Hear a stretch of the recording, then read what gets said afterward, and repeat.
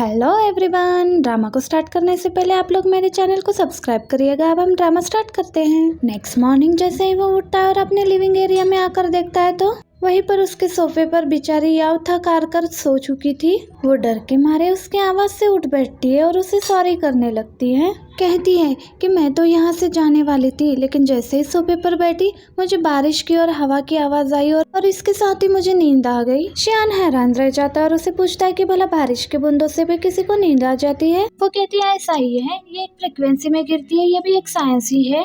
वो उसकी बातें सुनकर वो फिर से अपने बॉसी मूड में आ जाता है और शियान उसे तुरंत ऑफिस जाने का ऑर्डर दे देता है। अब वो ऑफिस पहुंचती है, उसे एक फाइल मिलती है। उसे भी एक केस में एंटर करवा लिया था। इस बात की खुशी उसे बहुत ज्यादा थी क्योंकि वो बहुत दिनों से हार्ड वर्क कर रही थी और अब फाइनली वो लोग भी उसको एक्सेप्ट करने लगे थे। और जो 3 लोगों का ग्रुप बना था उन्होंने फाइनली एक चौथा मेंबर हमारी याव को भी ऐड कर लिया था।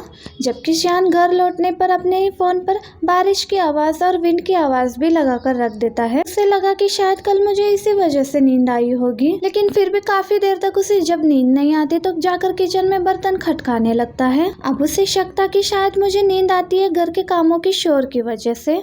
अब शायद यही आवाज मेरे लिए फिट रहेगी। और अब वो एक हाउसकीपिंग कंपनी को कॉल लगाता है और अपने लिए एक हाउसकीपर ऑर्डर करवाता है। वो बार बार उस आंटी से यही कह रहा था कि आप ऊंची ऊंची आवाज में काम करे, खटखट मचाए, शोर करे, लेकिन वो बेचारा क्या करता, उसे फिर भी नींद ही नहीं आ रही थी। अब वो आंटी को उल्टे सीधे ऑर्डर दिए जा रहा था। अब आंटी का सब्र भी जवाब दे जाता है। वो अपना एप्रन उतारती है और कहती है कि मुझे यहाँ पे काम नहीं करना, तुम्हें किसी साइकेट्रिस्ट की जरूरत है। अब फाइनली नींद की गोलियां भी खा लेता है, लेकिन फिर भी उसे नींद नहीं आती।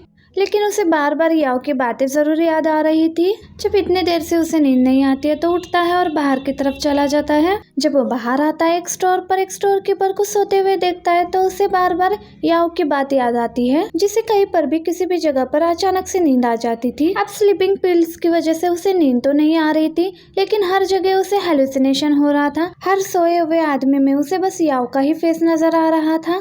और जब वो अपने ऑफिस में पहुंचता है तो याव वहां पर पहले से ही बैठी हुई थी। बहुत काम कर रही थी आजकल और बहुत हार्ड वर्किंग हो गई थी। और वो उसके पास जाता है और ये चेक करने लगता है कि ये रियल याव है या मेरा एलुसिनेशन है। वो उसके सामने आता है और उसके गाल को पिंच करता है। इस बार तो वो रियल वाली याव थी और उसे कहता है कि मैं तुम्हारे लिए कोल्ड की मेडिसिन लेकर आया हूँ, कहीं कल तुम्हें ठंड ना लग गई हो। ये देखकर याव सोचने लगती है कि मेरा बॉस जितना भी पॉइजनस है लेकिन अंदर से नरम दिल वाला है।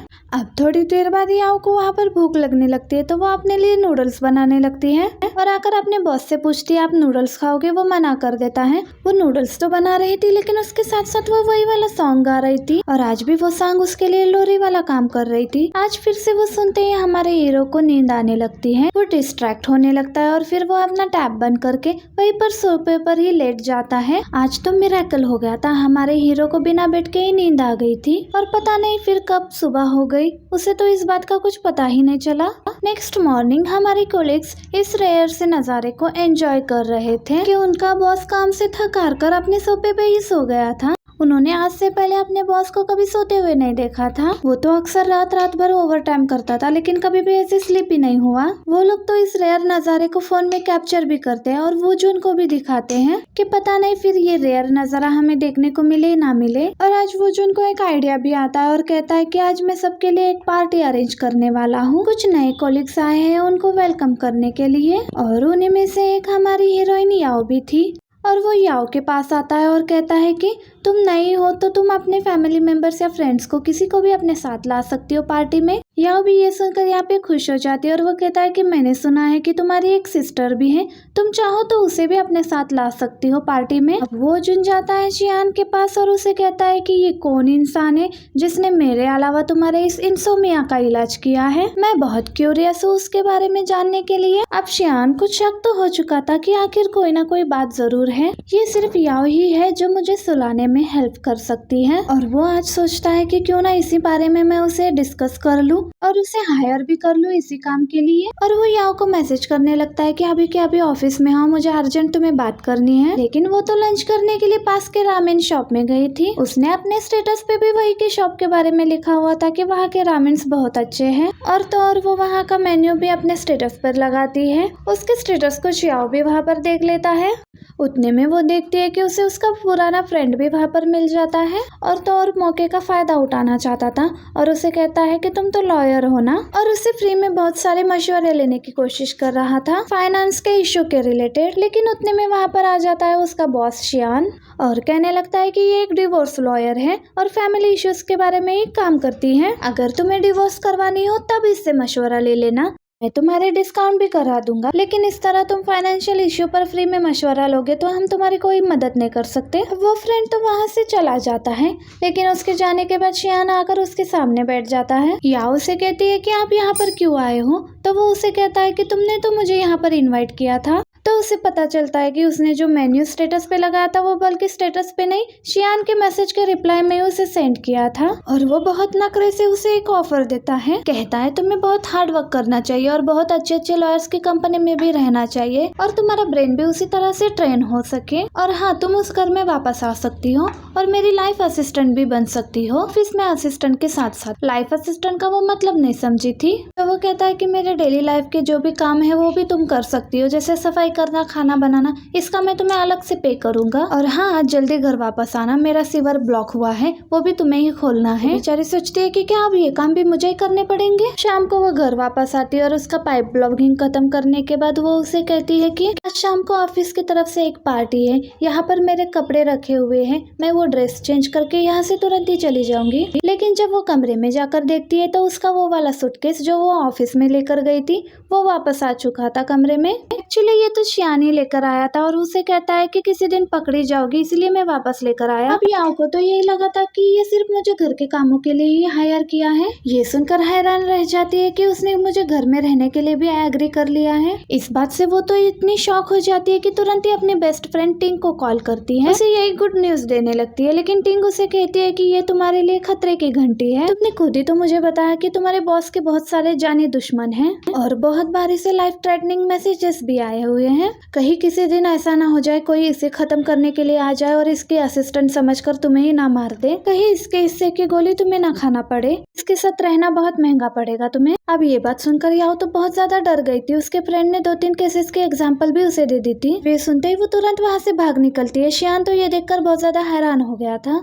यहाँ हमें पता चलता है कि वूजुन ने एक्चुअली वो पार्टी रखवाई चेंगशी के लिए थी जो कि याओ की सिस्टर थी। वो उसे कहता है कि तुमने अपने घर से किसी को भी नहीं बुलाया, तो वो कहती है कि ओहो सिस्टर को बुलाना था पर मैं भूल गई। तो वो कहता है कि ठीक है तुम मुझे उसका नंबर दे दो, अगर फिर कभी बुलाना हो या कोई इमरजेंसी होते हो तुम्हारे पेरेंट्स या फैमिली को मैं डायरेक्ट कांटेक्ट कर सकता हूँ। और फिर इस तरह से उसने उसकी सिस्टर का वीचैट नंबर हासिल कर लिया था।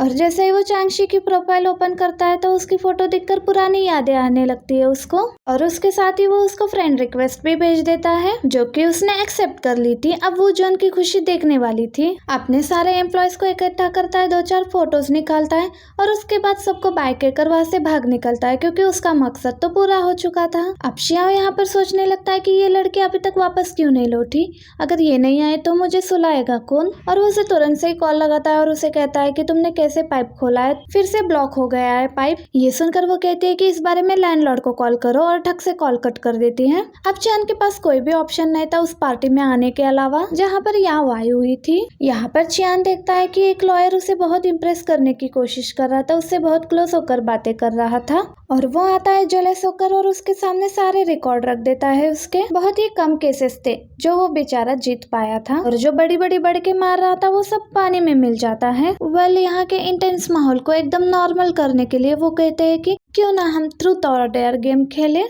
अब यहाँ शियान जो खड़ा था तो वो कहता है कि हाँ क्यों ना, बहुत मजा आएगा खेलने में, लेकिन ट्रूथ और डेयर में हम सिर्फ ऐसे क्वेश्चंस करेंगे जो कि लॉ के टर्म्स के क्वेश्चंस होंगे। अब ये सुनकर बेचारों की हालत खराब हो चुकी थी, लेकिन ऊपर से उनको हंसना भी पड़ता है क्योंकि बॉस को ना कौन कर सकता है। अब यहाँ पर सबसे ज्यादा जूनियर तो याओ ही थी। याओ पर जब भी कोई क्वेश्चन आता था या तो उसे पैसे देने पड़ते थे या फिर उसे ड्रिंक करना पड़ता था कि वो इतनी एक्सपीरियंस नहीं थी और सारे मुश्किल सवालों के जवाब वो गलत ही दे रही थी। अब इन दी एंड वो बहुत ही ज्यादा ड्रंक हो चुकी थी।